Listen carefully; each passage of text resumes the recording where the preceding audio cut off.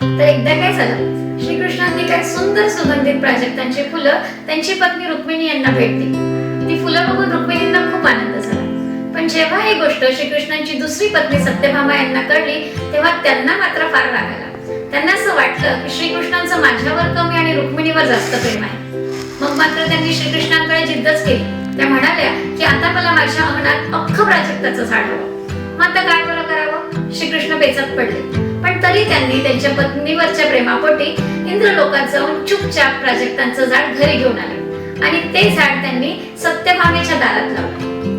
आता झाड सत्यभामेच्या दारात होतं, पण त्याच्या वाकलेल्या फांद्या फुलं मात्र रुक्मिणीच्या दारात येत होते. तर असं कृष्णांनी का बरं केलं असावं? कारण श्रीकृष्णांना सत्यभामेला एक धडा शिकवायचा होता आणि तो म्हणजे आपण कधीही कोणाशी तुलना करू नये, कधीही कुणाचा मत्सर करू नये आणि कधीही कुणाचा राग करू नये. कारण प्रत्येक माणूस स्वतःमध्ये वैशिष्ट्यपूर्ण असतो.